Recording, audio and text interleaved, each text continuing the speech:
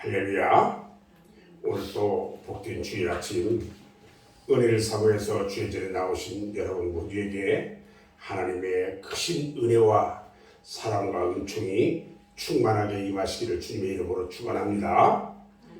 오늘은 이 요한계시록 4장 6절로 8절 말씀을 통해서 구원의 환경, 우리가 구원을 받는데 그 구원의 환경이 어떤가, 이런 제목으로 말씀을 함께 나눌 때에 하나님의 놀라운 은혜가 여러분들 모두에게 임하시기를 바랍니다. 아멘. 우리는 지난 주일에 사도 요한이 성령에 감동되어서 천상에 올라갑니다. 그리고 하나님의 보좌를 본 모습을 우리는 이야기했습니다. 하나님의 보좌를 중심으로 펼쳐진 천상의 그 환경은요, 우리에게 중요한 의미를 던져주고 있습니다. 천상의 환경, 천국, 하늘 위의 그 환경은요, 그 천상에만 그치지 않고요, 또 지상 성도를 구원하시고 온전케 하시는 구원 사역의 환경을 묘사하고 있다는 것입니다. 우리가 주기도문을 보면 뜻이 하늘에서 이룬 것 같이 땅에서도 이루어지리라, 이 말이 있어요. 이 주기도문의 말처럼 하늘의 환경은 지상에서 베풀어 주신 환경이라는 거예요. 우리가 반대로요, 땅에서 풀면 하늘에서도 풀리고 땅에서 매면 하늘에서도 매이는, 이처럼 하늘과 땅은요 대단히 밀접한 관계를 가지고 있다는 것입니다. 이 원리가 요한계시록을 해석하는 대단히 중요한 원리라는 것입니다. 자, 그러면 우리의 구원을 위해서 예비된 환경이 과연 어떤 환경일까요? 첫 번째는요, 복음의 환경이에요. 오늘 본문 4절 말씀에 보니까 또 보좌에 둘러 24 보좌들이 있고 이렇게 말합니다. 여기에 24 장로는 구약의 12지파 그리고 신약의 12사도를 말하는 신구약의 성도들을 대표하는 자들이에요. 요한이 이걸 보니까 이들이 하나님의 보좌를 둘러서 하나님 곁에 높이 둘려 있어요. 하나님을 중심으로. 그러니까 이 모습은요, 곧 우리 성도의 구원의 모습이에요. 그리고 성도의 영적 상태를 말하는 겁니다. 아멘. 성경의 에베소서 2장 6절에 보면요, 또 함께 일으키사 그리스도 예수 안에서 함께 하늘에 앉히시고 이렇게 말합니다. 골로새서 3장 3절에도 보니까 너희 생명이 그리스도와 함께 하나님 안에 감추어졌다 그랬어요. 그러므로 보좌에 앉은 24 장로의 모습은요, 구원받아 아버지의 우편에 계신 승리의 그리스도 안에 있는 우리 성도들을 가리킨다, 이렇게 말할 수가 있는 것입니다. 그리고 성도는요, 24 장로처럼 흰옷을 입은 존재예요. 흰옷을 입었다는 것은 그리스도 예수 안에서 의롭게 되고 영화롭게 된 성도의 모습이라는 겁니다. 로마서 8장 30절 말씀을 보면 또 미리 정하신 그들을 또한 부르시고 부르신 그들을 또한 의롭다 하시고 의롭다 하신 그들을 또한 영화롭게 하셨다고 말씀합니다. 그런데 장로들은요, 머리에 뭘 쓰고 있어요? 면류관을 쓰고 있어요. 이것은 성도가요, 예수 안에서 그리스도와 함께 왕노릇하는 것을 나타내고 있습니다. 성도는요, 예수 안에서 승리자라는 겁니다. 아멘. 예수 안에서 세상을 이기고 죄를 이기고 사탄 마귀를 이기고 나를 이기고 환경을 이긴 승리자라는 것입니다. 이 승자라는 복음에 서야 승리의 삶을 얻을 수가 있는 것입니다. 우리 안에는요, 엘리야에게 말씀하시듯이 바알에게 무릎 꿇지 않는 7,000명이 있어요. 7,000명의 7은요, 하나님 사역의 완전수예요. 7이라는 숫자는 완전수. 그리고 1,000은요, 만수, 10을 3배한 충만수라고 이야기할 수 있어요. 그러니까 7,000은 우리 속에 와 계신 완전하신 성령의 은혜를 가리키고 있다는 것입니다. 이 이기는 생명이 우리를 승리하게 하신다는 거예요. 자, 그럼 이 생명이 언제 우리 안에 심겨졌을까? 중생할 때 심겨져요. 우리가 예수를 믿을 때, 여러분들이 처음 예수를 믿겠다고 했을 때 새 생명이 여러분 안에 심겨진 거예요. 중생한 사람도요, 여러분 범죄할 수 있어요. 그러나 중생한 사람은 완전한 타락은 없어요. 내가 죄를 지을 수는 있지만 하나님께서 나에게 새 생명을 주셨기 때문에, 그 새 생명이 나 안에 있기 때문에 내가 죄를 지면 즉시 잘못된 것을 알아요. 그리고 뭐를 해요? 회개를 하게 되는 거예요. 요한일서 3장 9절 말씀을 보면, 하나님께로부터 난 자마다 죄를 짓지 아니하나니 이는 하나님의 씨가 그 속에 거함이요 그도 범죄하지 못하는 것은 하나님께로부터 났기 때문이다 그랬어요. 신구약 성경에 나타난 거대한 복음의 내용은 그리스도의 탄생과 그리스도의 죽으심, 그리고 다시 살아나심과 높아지심, 또 다시 이 땅에 재림하심, 이거예요. 이 복음은 반드시 우리와 관련되어 해석해야만이 참 복음이 된다는 거예요. 즉 그리스도의 탄생을 통해서 우리에게 찾아와 임마누엘로 하나 되셨고, 그리스도의 죽으심을 통해 나의 옛사람이 십자가에 못 박히고, 그리스도의 다시 살아나심을 통해 나도 살아남을 받았고, 그리스도의 높아지신 승천으로 나도 그리스도 안에서 그 영광된 특권을 받았으며, 장차 그리스도께서 이 땅에 재림하심으로 나의 육체까지도 온전히 부활할 것이라는 사실을 우리에게 말해주고 있는 것입니다. 성도는 항상 이 복음 안에 서야 합니다. 아멘. 로마서 6장 11절 말씀을 보면요, 이와 같이 너희도 너희 자신을 주에 대하여는 죽은 자요 그리스도 예수 안에서 하나님께 대하여는 살아있는 자로 여길지어다, 이렇게 말씀합니다. 그러므로 우리 예수 믿는 우리는 어떻게 시일해야 할까? 나는 하늘의 영광과 함께 구원받았다. 나는 하늘의 영광과 함께 구원받았다. 나는 예수 안에서 이기고 이긴 승리자다. 나는 예수와 하나님 한 몸이라는 확신을 여러분들 마음 안에 다짐하며 갖기를 바랍니다. 아멘. 그리고요, 오늘 찬양하는 24장로처럼 하나님이 주신 은혜를 생각하면서 늘 찬송하시기 바랍니다. 이 견고한 복음의 환경은요, 하나님께서 우리 그리스도를 통해서 만들어 놓으셨어요. 하나님은 우리를 구원하시려고 예수 그리스도를 우리에게 보내주셨어요. 구원은요, 우리가 쟁취하는 것이 아니에요. 하늘의 24장로와 같이 아버지께서 예수 그리스도를 통해서 이루어 놓으신 복음의 축복을 믿고 감사함으로 구원에 동참하는 것입니다. 우리 모두 보좌에 둘러앉은 24장로들처럼 예수 안에서 영화롭게 하신 그 은혜를 늘 찬양하고 더불어 누리는 구원받은 성도들이 다 되시기를 주님의 이름으로 축원합니다. 아멘. 두 번째는 징계의 환경이라는 거예요. 징계.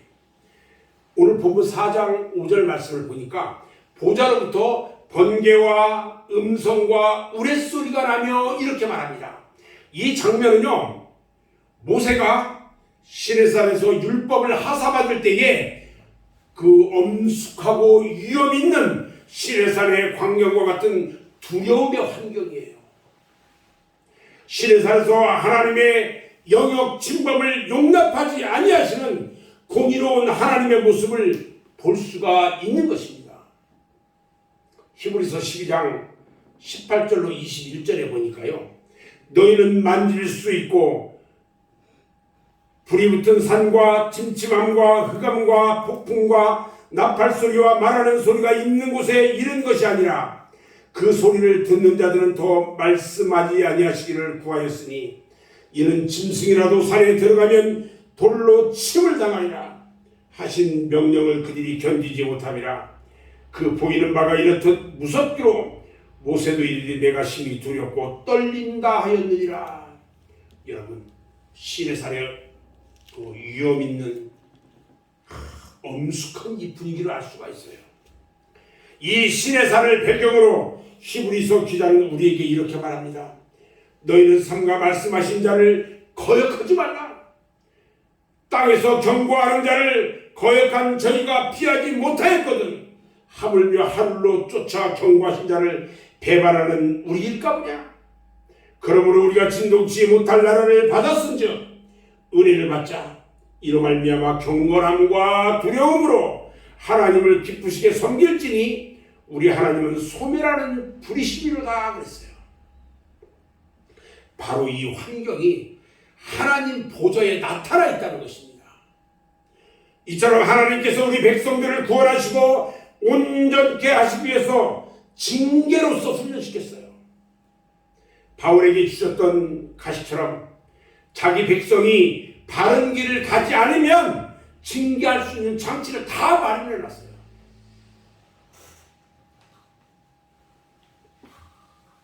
하나님께서는요, 우리를 진정 사랑하시기 때문에 온전하고 거룩하며 아름다운 신앙을 구비하도록 잠시 엄위합니다. 이 환경이 없으면 경건 훈련이 안 된다는 거예요. 에녹의 경건도요, 홍수 심판이라는 바로 이 엄위함을 깨달은 후부터였다는 거예요. 그런데 우리 마음속에도 이런 보좌로부터 나는 번개와 음성과 뉘성이 있어야 한다는 거예요. 하나님에 대한 거룩한 두려움이 뉘성처럼 울리고 번개처럼 빗발쳐야 한다는 것입니다. 놀라서 움찔움찔할 수 있어야 돼요.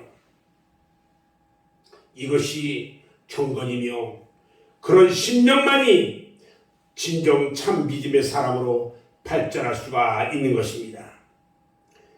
신명기 5장 28절 29절을 보면요, 율법을 주시던 두려운 상황에서 백성들이 두려워합니다. 그때에 여호와께서 말씀합니다. 이 백성이 너에게 말하는 그 말씀을 내가 들었은즉 그 말이 옳도다. 다만 그들이 항상 이 같은 마음을 품어 나를 경외하며 내 모든 명령을 지켜서 그들과 그 자손이 영원히 복받기를 원하노라 이렇게 말씀하셨어요. 그래서 모세가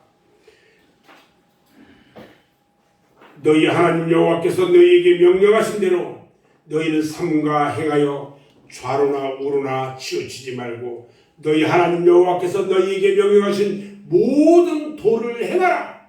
그리하면 너희가 살 것이요 복이 너희에게 있을 것이며 너희가 차지한 땅에서 너희의 날이 길리라 이렇게 말씀하셨어요. 이런 거룩한 두려움이 바로 우리가 진정 품어야 할 경건인 것입니다.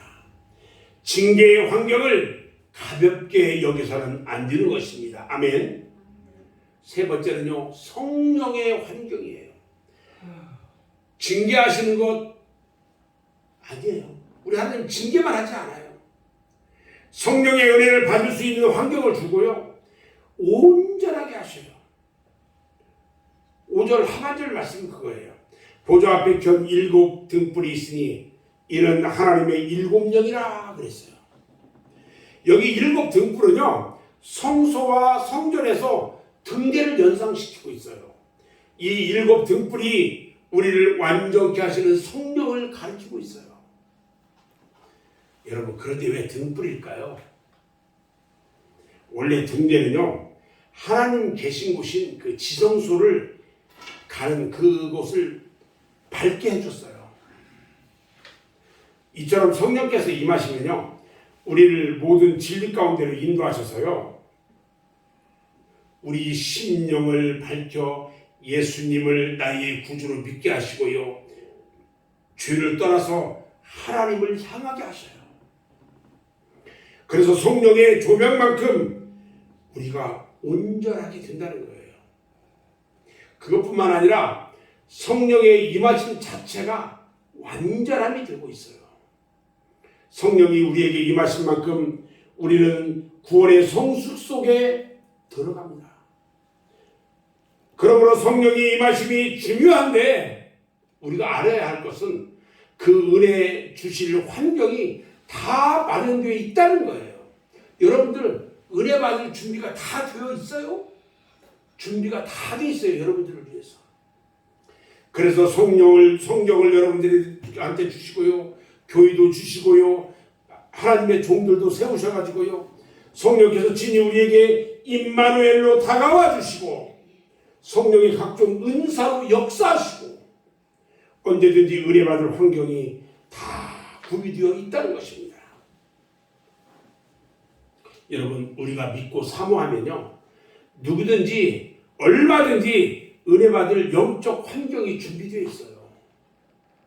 하나님의 은혜를 받으려고 하면 못 받을 사람은 없다는 거예요. 요한복음 1장 16절로 17절 말씀을 보면요, 우리가 다 그의 충만한 데서 받으니 은혜 위에 은혜로라. 율법은 모세로 말미암아 주어진 것이요 은혜와 진리는 예수 그리스도로 말미암아 온 것이라 말씀합니다. 그래서 시편에서 네 입을 크게 열라 내가 채우리라 이렇게 말씀하고 계시는 것입니다. 예수님께서요 3년 반 동안 온갖 기적을 베푸셨어요. 예수님께서 왜 이렇게 하셨을까? 그것은요 예수님께서 그리스도이심을 믿게 하려고 했어요. 그런데 사람들이 성령이 나타나시면요 먼저 나를 바로 세우기 위한 것임을 알지 못하고요 다 된 줄 알고 죄악되고 무식한 속성 그대로 드러내다가 하나님의 영광을 가려요. 여러분, 내가 먼저 믿음에 서야 합니다. 아멘. 이것이 바로 우리가 믿음을 위한 성령의 환경이라고 이야기할 수 있는 거예요. 네 번째는 정화의 환경이에요. 정화시킨다는 정화예요. 오늘 본문 4장 6절에요. 보좌 앞에 수정과 같은 유리바다가 있고 이렇게 말합니다. 죄인을 온전하게 하시려는 씻는 은혜가 필요합니다. 여러분들의 죄를 깨끗하게 하려면 뭐가 있어야 돼요? 씻는 은혜가 필요하다는 거예요. 우리를 지었다고 하실 법정적 사죄와 아울러서 우리에게 있는 악성을 제거하고 새 성품으로 변화시킬 씻음이 있어야 한다는 거예요. 그래서 씻음의 환경이 필요한데 천국에 보니까 이 환경이 완벽하게 준비되어 있다는 거예요. 오늘 6절 말씀을 보니까 보좌 앞에 수정과 같은 유리바다가 있었어요. 이 구절은요 성전 앞에 놋바다가 있는 것을 연상시키는데 성전에는 예루살렘 성전에 보면 큰 규모의 놋바다와 10개의 물두멍이 있었는데 이 물두멍은 성소의 물두멍과는 달리 제물을 씻었고 놋바다는 성소의 물두멍처럼 제사장의 몸을 씻었어요. 그러니까 유리바다는 정결하게 하시는 성전의 은혜라는 거예요. 그런데 유리바다, 유리로 된 바다에서 어떻게 씻을 수 있을까요? 자, 유리바다 이 원문을 번역해 보니까 수정 같은 유리바다 같고 이렇게 표현을 하고 있어요. 유리바다가 아니라요 유리바다와 같더라는 거예요. 유리바다, 유리처럼 바다가 이제 유리처럼 아주 막다른 거예요. 수정과 같이 맑았어요. 그걸 표현하는 거예요. 어느 목사님 간증을 들어보니까 이 유리 바다가 이 보석처럼 흘러간대요. 보석처럼 물이. 이 말은요, 이 유리 바다는요, 이 정화 작용을 암시하는 표현이기도 합니다. 하나님 앞에 나가면 수정보다 더 맑게 깨끗하게 씻어 주시는 것입니다. 아멘. 여러분들이 주님 앞에 갔을 때요, 여러분들 깨끗하게 유리바다에서 씻어 주신다는 거예요. 세마포 흰옷보다 더 희게 씻어 주실 것입니다. 자, 그런데 이 유리바다의 위치가 어디냐는 거예요. 이 유리바다는 어디에 있냐면요, 하나님의 보좌 앞에 있어요. 여기에도 의미가 있어요. 하나님 앞에 나가면 깨끗하게 씻어 주신다는 거예요. 회개 과정에서 여러분들이 회개를 하는데 내가 죄를 지었다는 것을 깨닫고 하나님 앞에 고백하고 애통하며 통곡하며 앞으로 죄와 단절하겠고 앞으로 내가 어떻게 살겠다고 결심하고 확신하며 감사하는 이런 여러 가지 과정들이 있는데, 중요한 것은 하나님 앞에만 나가도 우리의 죄악이 눈 녹듯이 다 사라진다는 것입니다. 아멘. 그래서 요한일서 1장 7절에 그가 빛 가운데 계신 것 같이 우리도 빛 가운데 행하면 우리가 서로 사귐이 있고 그 아들 예수의 피가 우리를 모든 죄에서 깨끗하게 하실 거라고 말씀하고 있어요. 모세가요, 하나님 앞에서 율법을 받아서 돌아올 때에 그의 얼굴에 광채가 빛났다고 그랬어요. 이처럼 우리가 하나님 앞에 나가기만 해도 거룩함으로 빛나는 것입니다. 아멘. 그래서 우리의 영적 환경은 하루에 70번씩 7번이라도 씻고 또 씻을 수 있는 환경이에요. 이미 내가 목욕했어도 발을 씻어야 돼요. 이처럼 성도는요, 영원한 속죄를 받았지만 죄악된 환경에서 묻는 성령의 내 안에 있는 심령의 부패, 이것들은 늘 씻어야 돼요. 어떻게? 회개를 통해서. 이 정화의 환경을 주신 하나님께 우리는 늘 감사해야 한다는 것입니다. 마지막 5번째요. 하나님이 도우시는 손길의 환경이에요. 오늘 본문 4장 6절로 8절 말씀을 보면은요, 제가 읽겠습니다. 보좌 가운데와 보좌 주위에 4생물이 있는데 앞 뒤에 눈들이 가득하더라.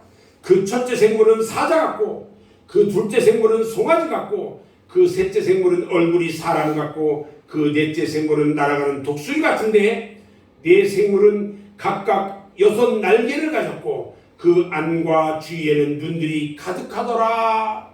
여러분, 이 성경 말씀으로만 보면 괴물처럼 보입니다. 여기 4생물은요, 이사야서 6장 2절하고 에스겔서 1장 5절에 나오는 그룹 천사들이에요. 이 천사는요, 하나님을 보필하면서 찬양하면서 어린 양의 심판을 보필하기도 하고요, 거룩을 수호하는 천사들입니다. 특히 부정한 것을 용납하지 않는 그런 천사들이에요. 이 그룹 천사는요, 기름 부음을 받아서 하나님의 중심을 알고 하나님을 모시고 하나님의 뜻을 수행하는, 마치 하나님의 손길처럼 존재하는 특별한 천사들이에요. 또요, 이 4생물에 대해서 여러 가지 견해들이 있는데 상징적으로는 뭘 가리키냐면 이 천사들은 사복음을 가리켜요. 성경학자들은요, 사복음서를 분류하면서 마태복음을 사자복음, 첫 번째 나오는 게 생물이 사자 같다고 그랬죠. 사자복음이라고 얘기하고 있고요. 마가복음은 두 번째 나오는 송아지처럼 소복음이라고 이야기해요. 세 번째는 누가복음, 사람 같다고 해서 인복음이라고 그래요. 4번째는 그 다음에 요한복음을 독수리복음이라고 불렀어요. 그러나 여기서 후자인 즉 하나님께서 그 구름을 통해서 일하신다는 의미로 우리는 이해해야 돼요. 그 특수한 모습은요, 그들의 사역이 어떠한지를 상징적으로 우리에게 암시해주고 있어요. 자, 그 그룹들의 사역은 어떤 것일까? 이 네 생물은요, 하나님의 중심을 알고 하나님의 뜻대로 신속하게 역사와 우주와 환경 속에서 정확하게 기적과 이적의 섭리를 펴는 하나님의 탁월한 천사라는 겁니다. 이 네 생물은요, 하나님의 온전하신 손길을 암시하고 있어요. 그래서 시편 103편에서 능력이 있어 하나님의 말씀을 행하며 그의 말씀에 소리를 듣는 여호와의 천사들이여 여호와를 송축하라. 그에게 수종들며 그의 뜻을 행하는 모든 천군이여 여호와를 송축하라고 말하고 있는 것입니다. 다시 한번 네 생물을 살펴보는데요, 먼저 그 생물의 위치가요, 보좌 가운데와 보좌 주위예요. 그것은요, 그만큼 하나님 중심으로 알면서 하나님 주위에 있고 언제든지 하나님의 뜻을 순종할 준비가 갖춰져 있다, 이런 거예요. 그리고 날개가 있는데 날개 안쪽과 바깥쪽에요, 눈이 가득하다고 그랬어요. 눈이 하나만 있는 게 아니라 날개에 눈이 많이 가득하대요. 이것은요, 개인과 단체와 우주에 대한 정확한 통찰을 말하고 있는 것입니다. 하나님의 뜻만이 아니라 하나님의 뜻이 전달될 대상까지 정확하게 안다는 것입니다. 그리고요, 이들이 내 얼굴을 하고 있다고 했어요. 내 얼굴을 하고 있다는 것은요, 하나님의 종으로서 가장 이상적인 존재를 의미하는데, 즉 사자의 강함과 사람의 지혜와 송아지의 충성함과 독수리의 신속함이 그것이라는 거예요. 이 네 가지 성질만 있다면 이보다 더 강하고 탁월한 존재가 어디 있겠어요? 그러므로 그 어느 누구도 그 그룹 천사들을 막을 자는 없다는 것입니다. 그리고 그 천사들이요, 날개가 몇 개가 있어요? 각각 6개씩 있어요.